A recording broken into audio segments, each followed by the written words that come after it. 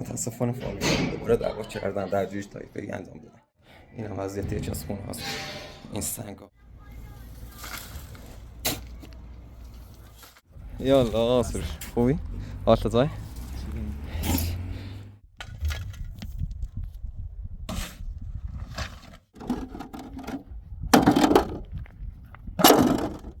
سلام مجدد خدمت همه شما دوستان عزیز. امیدوارم تا این موقع با خوشی. سلام دوستان، امیدوارم حالتون خوب مثل همیشه دیر از خواب بیدار بشم و نترسم برم داخل بانک و دستام از مسدود بودن در بیارم.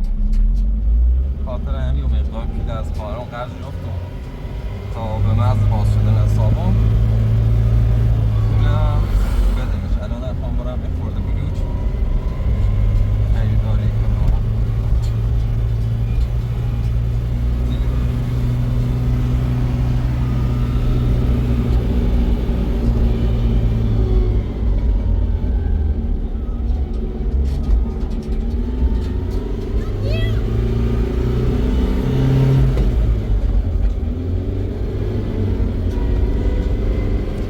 متاسفانه فامیل دوباره دعوا کردن، درگیری طایفه‌ای انجام دادن و اومدم بینشون که دیگه دعوا نکنن. ولی متاسفانه تعداد نفراتی که دارن دعوا میکنن بیش از حد است و برای اینکه پناه بیارم اومدم داخل یکی از خونه ها. همونطور که دارین میشنوین صدای برخورد سنگ و گلوله رو میشنوین.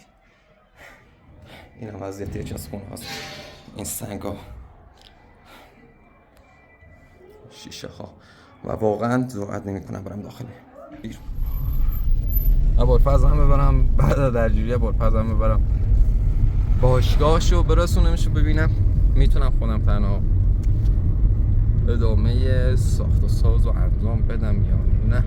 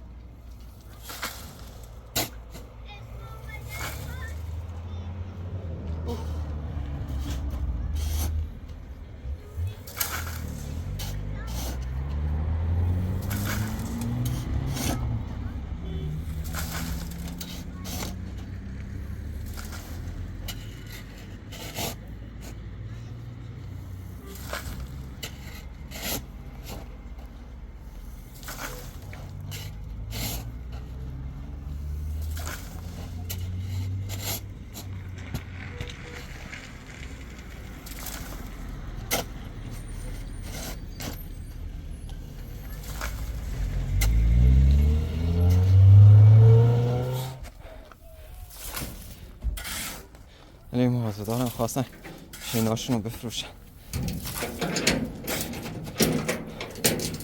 گفتم حالا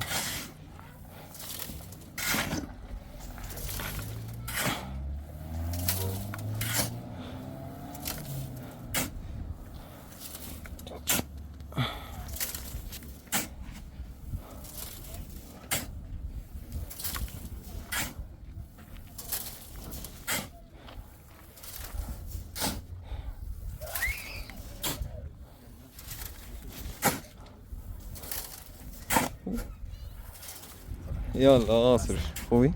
حالت زای؟ حالا بلوچ بحثه بی سمی درجوی چی انجام شدن؟ اونی؟ این زای منطقی دوباره؟ رحتمونیت من رفت یعنی منزی کنم یا فکر کن 100 تا 200 تا سنگ پرت شد ببندم و زادر رفتم منی هونه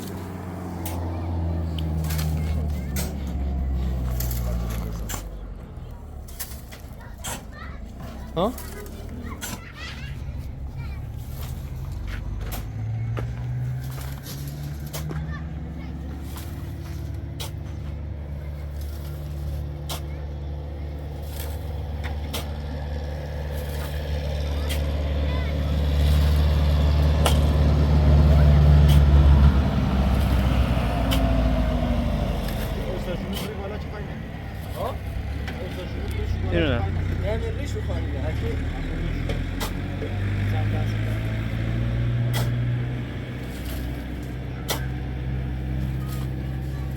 Boa eu vou trabalhar.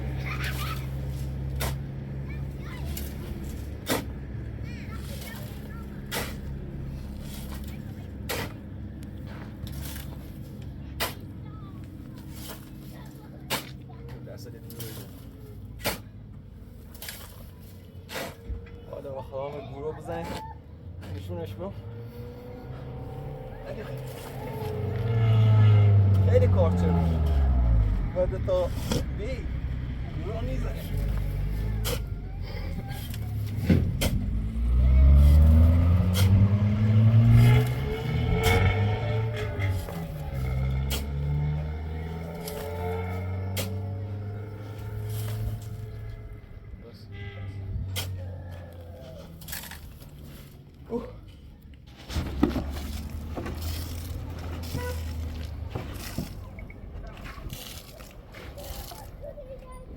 نه کار کنی با نخور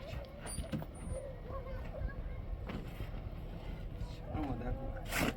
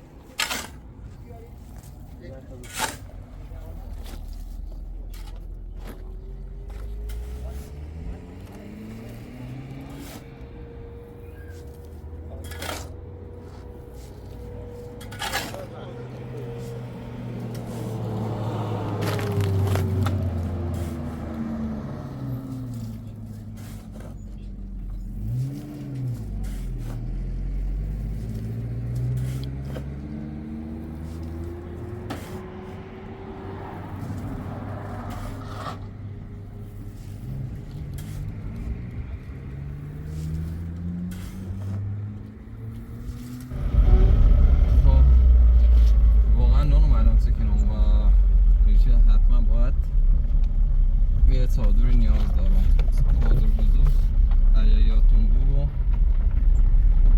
قبلا یه چادر خیلی کردم ولی متاسفانه از دستش دادم حالا هم به اون طرف تماس بگیرم و چادر حالا به مدت چند روز ازش قرض بگیرم یا ازش خریداری کنم.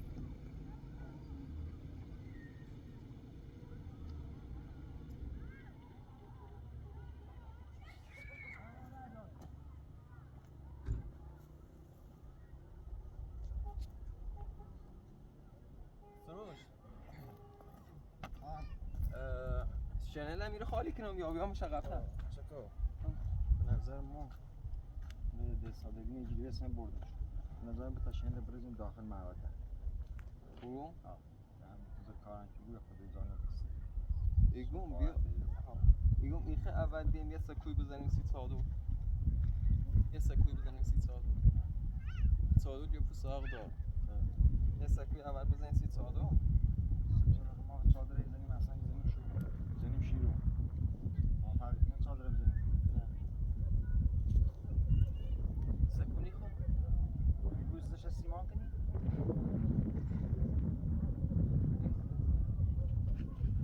باز نظر خطه بدی از میادی اما یه روز داریم کار بزنیم یه روز مسئول کاری این خالی بتر خاک اینجا برام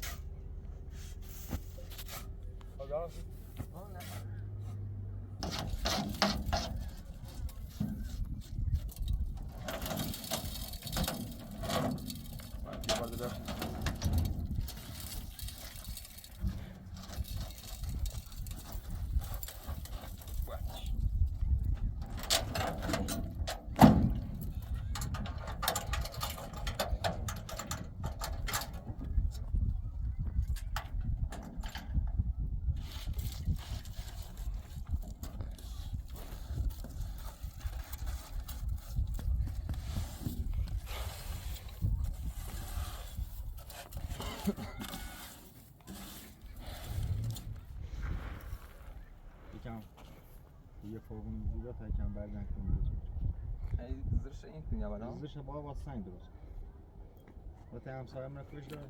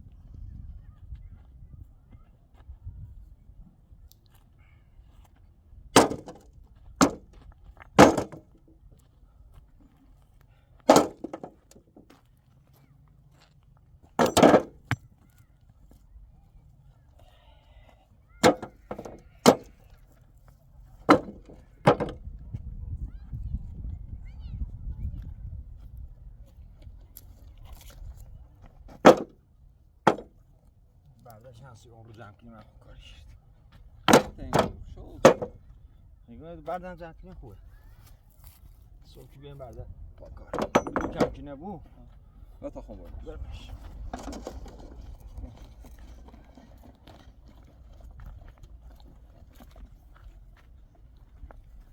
وای وای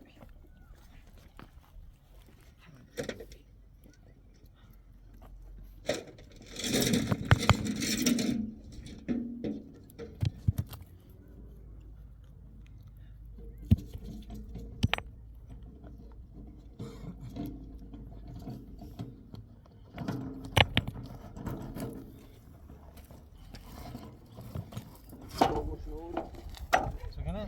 خبر ناره نه فوقت نور سیزه نه گوشش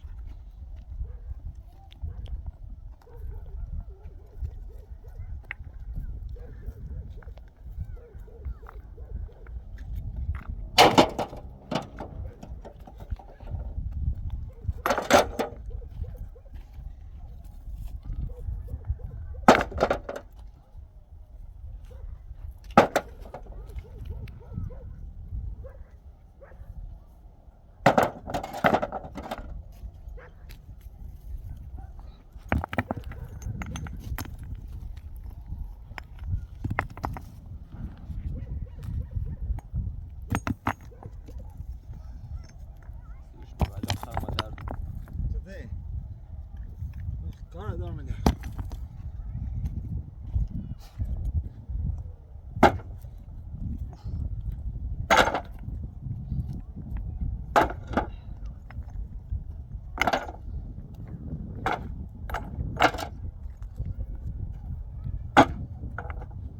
روز شستش چطوری برشون بود؟ ترسینه بری رسد ای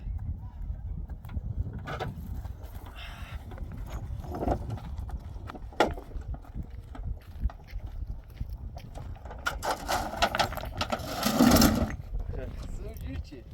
ما برعکس بریم ها؟ ما برعکس بریم چه؟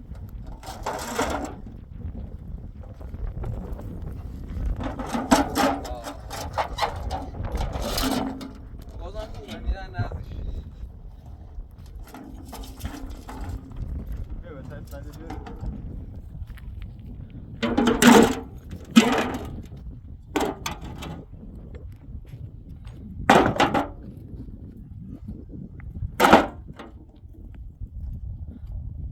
اجایی درجه نیابی بلوچه لیورد نه الان بلوی داشت یا نه بلوش هم 4 روز پیش سفارش دام 4 روز پیش سفارش دام نامایی کنید رفت مزورو نام درجه نیابی روی حرف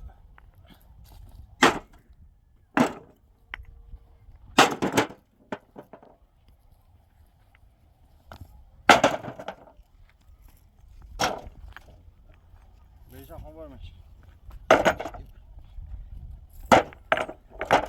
این نریزیش این نریزی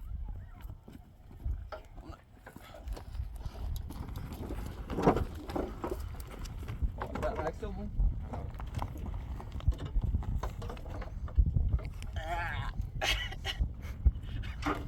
جیر کردم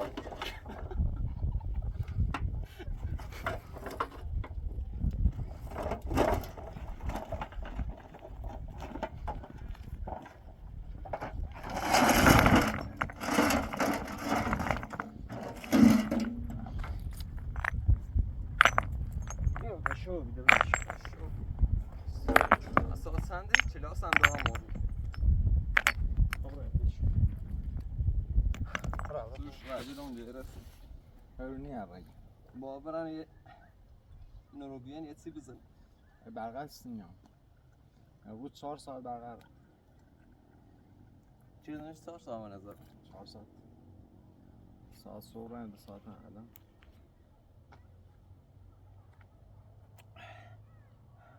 الان از تایم قانونیش هم 5 دقیقه گذشت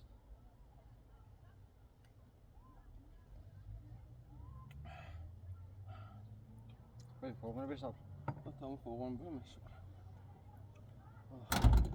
Bile mukas maaş.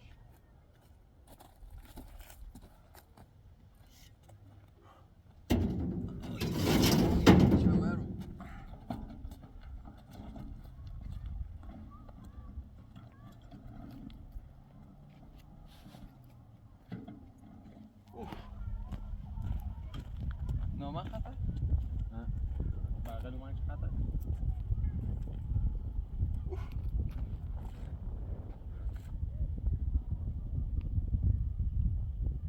بابران تدویدو Tarra nöbet onu. سوی بوده Bagar nöbet. Bu tabra himalan. Karim baş. نه الان برا همون مو کلاس ما تموم کنیم باش برا Kaysi buraya zayım. آه Kaysi buraya zayım. باش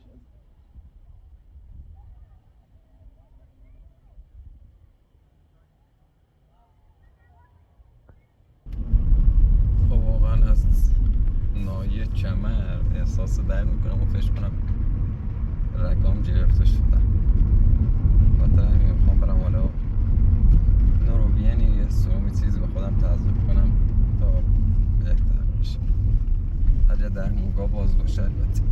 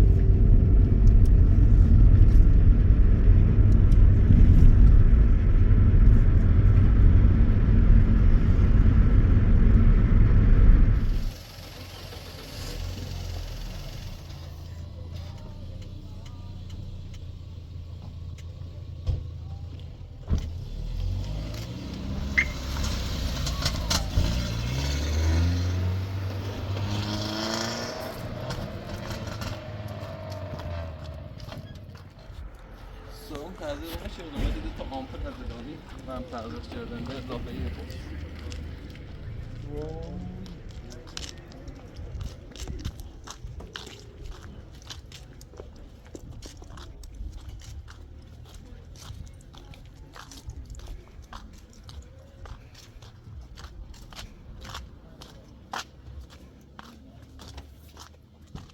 سلامی مجدد خدمت همه شما دوستان عزیز امیدوارم تا این موقع با خوشی رو سپری کرده باشید من نگرانی ها و سوالات شما رو واقعا درک میکنم و بهتون حق میدم ولی بذارید من در انتهای ویدیو به نگرانی ها و سوالات شما پاسخ بدم و به موضوع ساخت خونه بپردازیم بذارین ابتدا در مورد فرهنگ بد مردم منطقه صحبت کنم که همین باعث شده از جامعه و از سایر استانها یا کشورها عقب بیفتیم. همونطور که ما گفتیم در در منطقه سردشت سه طایفه بزرگ داریم طایفه ماموری، برهنه‌ای و آقایی که طایفه آقایی همین کسانی هستند که فامیلی حسین پور رو دارن از جمله من. در منطقه سردشت یک جمله معروفی هست که میگن مردم منطقه سردشت 100 سال از جامعه عقبن و طایفه حسین پور 100 سال از دو طایفه دیگه عقب‌تر هستش. اکثر درگیری‌هایی که در منطقه ایجاد میشه متاسفانه در طایفه من هست. وقتی امروز میخواستم برم حالا مقداری بلوک تهیه کنم از یکی از فامیلامون که حالا کارگاه بلوک زنی داریم دیدم سر و صدا میاد و وقتی نزدیک شدم دیدم دارن دعوا میکنن. ابتدا واقعا دعوای کوچیکی بود. میخواستم میانجیگری کنم که دیگه دعوا نکنن. به هر حال من یک معلم هستم و وظیفه این رو دارم که صلح برقرار کنم و یک الگویی باشم واسه کسان دیگه. ولی خب تعداد هر ثانیه افزوده میشد و همینم باعث شد که تعداد سنج‌هایی که پرت می‌کردم از کنترل خارج بشه و واقعا من هم ترسیدم و یکی از خونه‌های آسیب دیده فرار کردم، اونجا پناه گرفتم.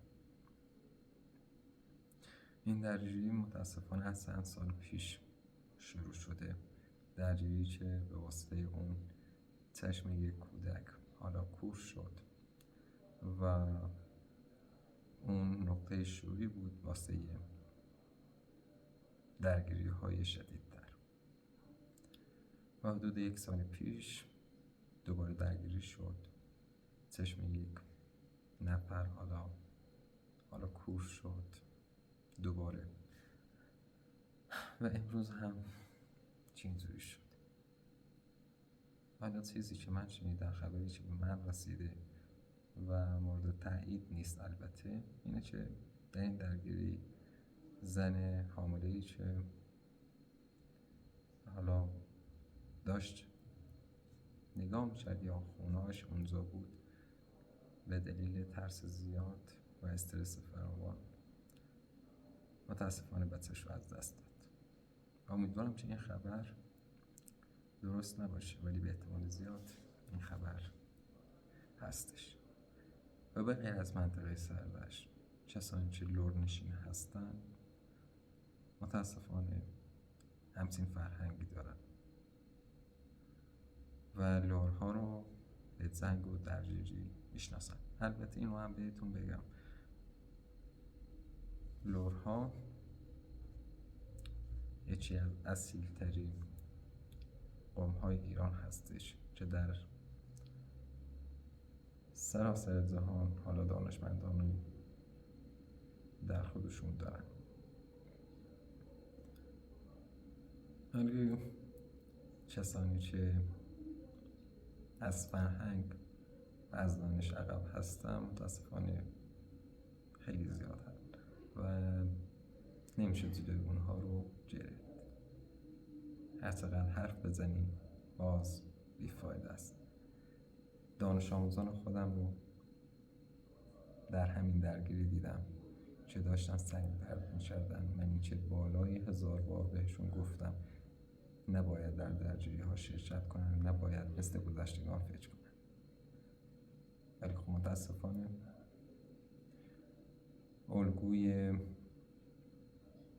بچه های این منطقه معلمشون نیست، بلکه بزرگترها و ریش سفیدان و پدر و مادرشون هستن. یا بذارین یک خبر دیگر هم بهتون بدم. حدود چند سال پیش که رسانه ملی ایران در تلویزیون هم پخش شد، در یکی از استانهای خوزستان به خاطر یک گوسفند 14 نفر کشته شده و این فاجعه فرهنگی ما طایفه لرها رو میرسونه. امیدوارم که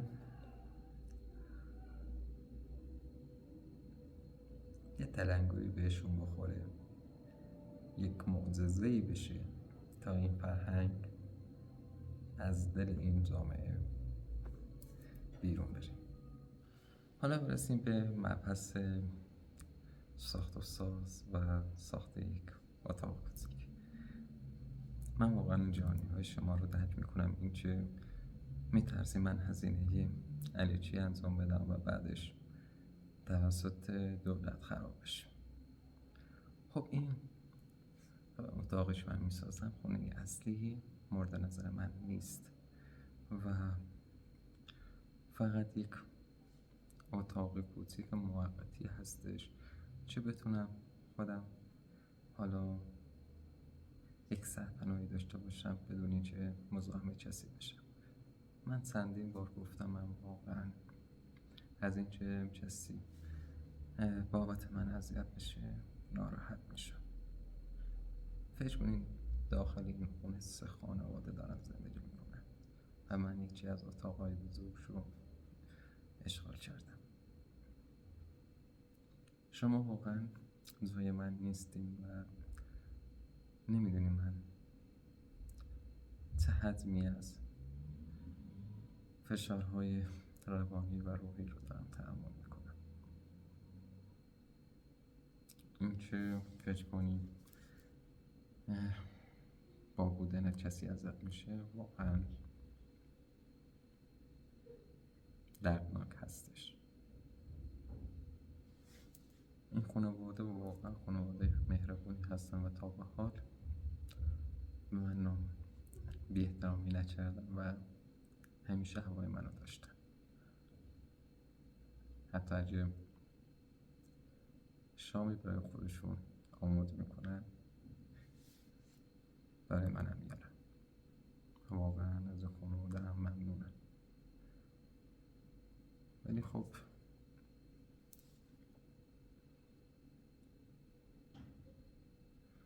میخوام برم پایین یه خونه کوچیک بسازم و مطمئن باشین من برای ساخت خونه اصلی حتما مجوزهای لازم رو کسب میکنم.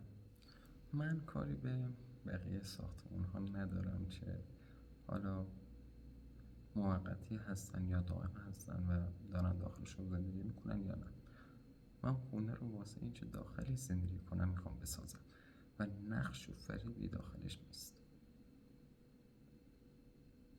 و اون زمین جزء منابع طبیعی نیست و زمین کشاورزی نیست.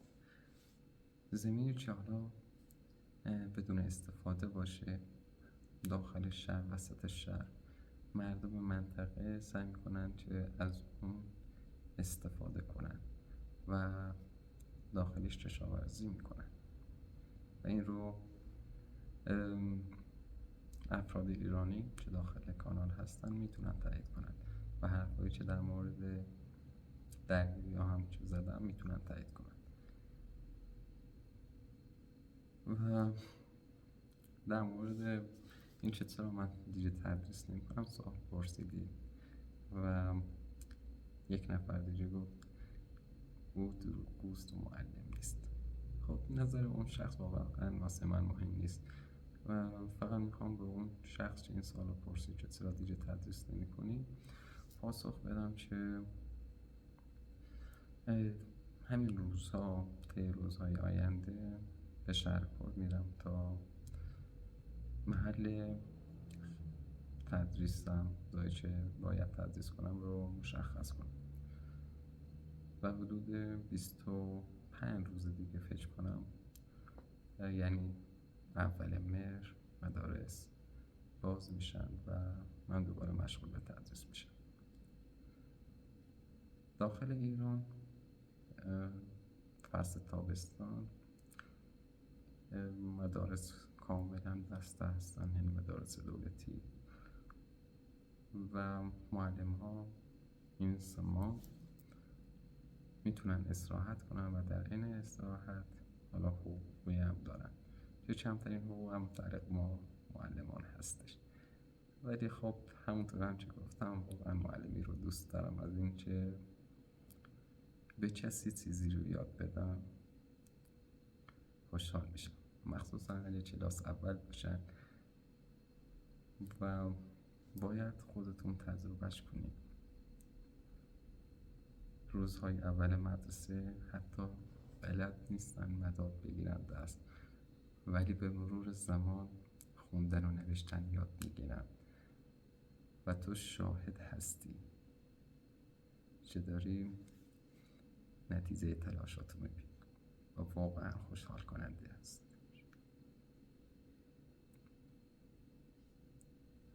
معلمی شغل شریفی هستش و متاسفانه به خاطر همین بیعقلی بعضی از مسئولین جمهوری اسلامی ایران با کمبود معلم مواجه شدیم و فکر نمی کردن معلمان دارن بازنشسته میشن و کسی با این حقوق معلم نمیشه، مخصوصا در شهرهای بزرگ، و همین باعث شده تعداد معلمان کم بشه. راهکار و راه حل دولت هم این بوده که افراد بیشتری رو جذب معلمی کنن، افرادی که واقعا لیاقت ندارن، افرادی که هیچ سوادی ندارن. وقتی من این موضوع رو فهمیدم داخل این اینستاگرام یک استوری گذاشتم که ما اگر کمبود معلم داشته باشیم بهتر از آن است که معلم بی سواد داشته باشیم. به جرئت میتونم بگم، قسم میخورم، در 3 سال آینده معلمانی روی کار میان، معلمانی به دانش آموزان تدریس میکنن، درس یاد میدن که هیچ سوادی ندارن.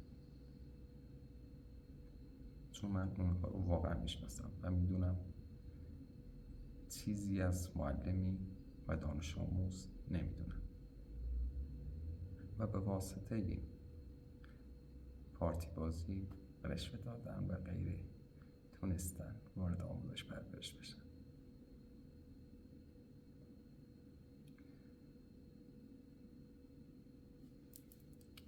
جامعه ما اینطور هستش. کشور ایران رو با کشورهای اروپایی و کشورهای خودتون مقایسه نکنید. ایران با وجود این که یکی از ثروتمندترین کشورهای جهان هستش،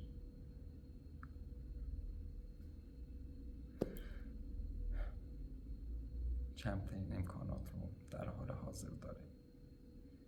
فکر کنید ما روزی 4 ساعت برق نداریم. فکر کنید شهر سردشت با جمعیت بالغ و 15,000 نفر جمعیت آب ندارن.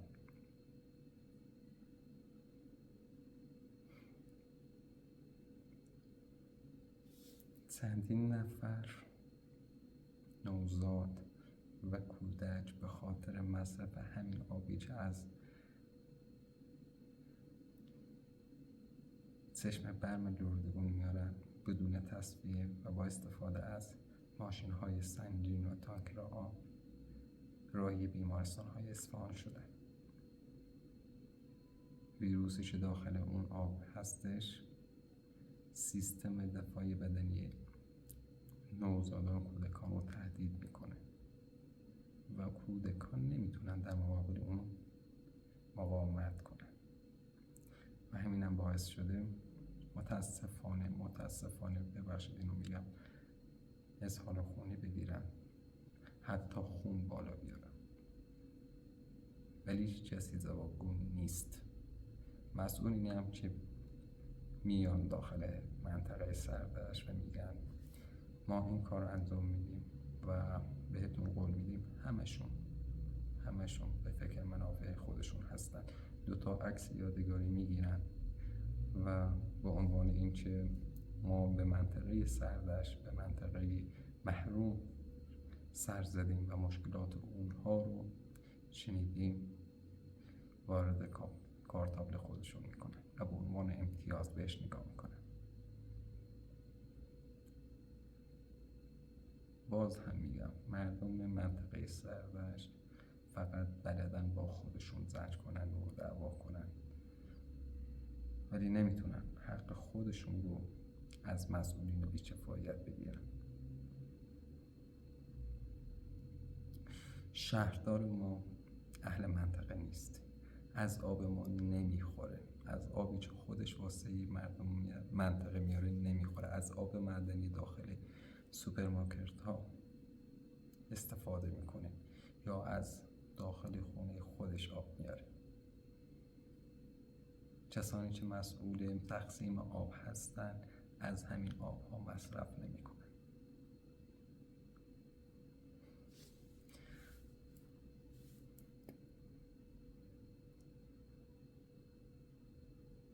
خاک تو سر ما مردم منطقه سردشت که بلد نیستیم از حق خودمون دفاع کنیم. یک تجمعی ایجاد شد که چرا ما آب نداریم و با 2 وعده ساده و فریب دادن اونها اون تجمع و اعتراضات از هم پاشید و هر کدوم به سمت خونه خودشون رفت و باور کردن مشکل آب حل میشه.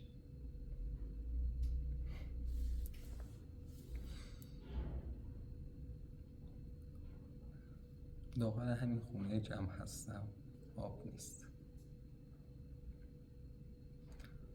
هر جای از این منطقه سردشت واقعا آب نداره. داخل لردگان آب تقسیم بندی شده، یعنی یک روز در میون آب هست و نیست. این است وضعیت مردم استان چهارمال بختیاری. این خنده من واقعا از گریه غم انگیزتره.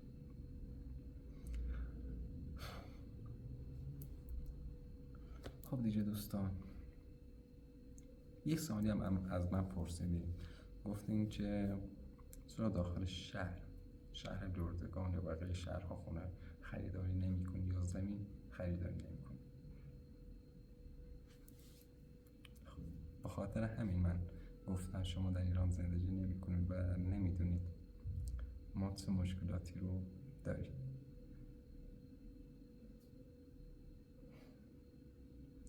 در دور افتاده ترین نقطه لردگان هر متر زمین مبلغ 6 میلیون تومان هستش. دورترین یعنی درجه 4 یا 5 یا درجه آخر، کسانی که اهل دوا هستن، اهل شرارت هستن، کسانی که حالا از فرهنگ بویی نبردن اونجا زندگی میکنن و زمین اونجا متری 5 الی 6 میلیون تومان هستش. اگر من بخوام اون زمین رو خریداری کنم حدود 100 متر چیزی ما بین 500 الی 600 میلیون تومان میشه که 100 متر واقعا نمیشه داخلش خونه ساخت.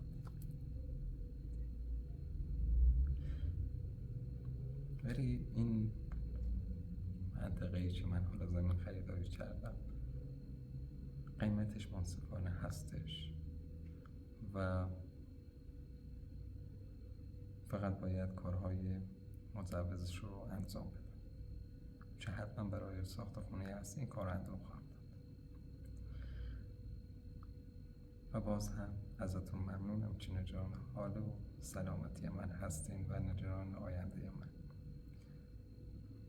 امیدوارم هر کجای جهان هستید یک زندگی شاد، پیروز، موفق و پر از برکتی داشته باشید. مثل همیشه دوستتون دارم. مواظب خودتون باشین و خدا نگهدار.